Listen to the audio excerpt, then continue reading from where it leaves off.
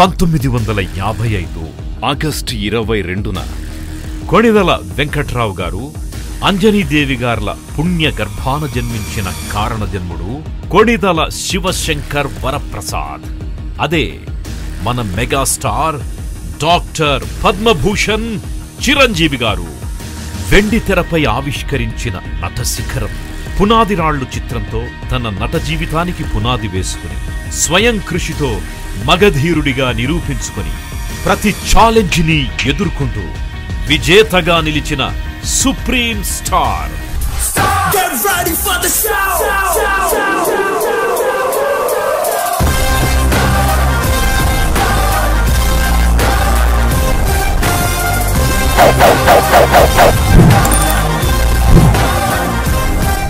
నూట 51 చిత్రాలతో నేటికి మనందరినీ అలరిస్తూ మెగాస్టార్ గా మన మనసుల్లో సుస్థిర స్థానం ఏర్పరుచుకున్నారు చిరంజీవి గారు.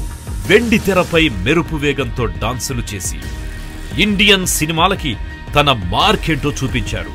తన నటనతో నవ్విస్తూ ఏడిపిస్తూ విజృంభిస్తూ ఇండియన్ సినిమాకి బ్రాండ్ క్రియేట్ చేశారు. బాక్సాఫీస్ రికార్డులంటే ఏమిటో పరిచయం చేసి తన రికార్డులు తానే తిరగరాస్తూ బాక్సాఫీస్ కి బాస్ గా నిలిచారు మెగాస్టార్. 1998లో చిరంజీవి చారిటబుల్ ట్రస్ట్ ని ప్రారంభించి బ్లడ్ బ్యాంక్, ఐ బ్యాంక్ల ద్వారా తన సేవా కార్యక్రమాలకి నాంది పలికారు. ఇప్పటి వరకు సుమారు 3.5 లక్షల మంది తమ మరణానంతరం అవయవ దానానికి ముందుకొచ్చారు అంటే అది చిరంజీవి గారి మాటకి తన అభిమానులిచ్చే గౌరవం. ఇప్పటికే రక్తదానంతో ఎందరికో ప్రాణాలు నిలిచాయి, మరెందరికో నేత్రదానంతో కంటిచూపొచ్చింది. మదర్ తెరెసా స్ఫూర్తితో సేవా రంగంలో తనదైన ముద్ర వేసి మదర్ తెరెసాకి నిజమైన వారసుడిగా నిలిచారు మన మెగాస్టార్ చిరంజీవి గారు. 2016లో భారత ప్రభుత్వం డాక్టర్ అబ్దుల్ కలాం గారి చేతుల మీదుగా పద్మభూషణ్ నిచ్చి సత్కరించింది. అదే సంవత్సరం ఆంధ్రా యూనివర్సిటీ గౌరవ డాక్టరేటుని అందించింది. ఎన్నో అవార్డులు, ఎన్నో ప్రశంసలు, లెక్కలేనన్ని సత్కారాలు మెగాస్టార్ కెరీర్లో మైలురాళ్లుగా నిలిచిపోయాయి. చిత్రసీమకి, తన అభిమానులకి, తన వారసులను కూడా అందించి వారితో పాటు తను కళామతల్లి సేవలో మనల్ని అలరిస్తూనే ఉన్నారు. రాననుకున్నారా, రాలేననుకున్నారా, ఎక్కడ చిరంజీవి ఉంటే అక్కడ జన సముద్రం ఉంటుంది. ఢిల్లీకి పోయాడు, డాన్స్కు దూరమైపోయాడు.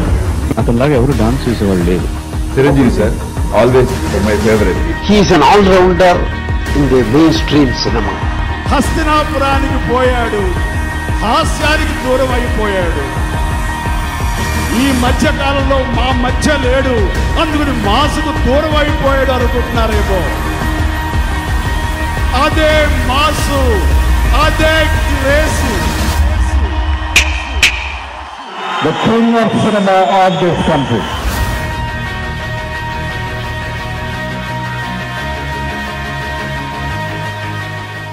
నిండు నూరేళ్లు సైరా అంటూ వెండి తెరపై చిరంజీవిగా వెలగాలని ఆశిస్తున్నాం.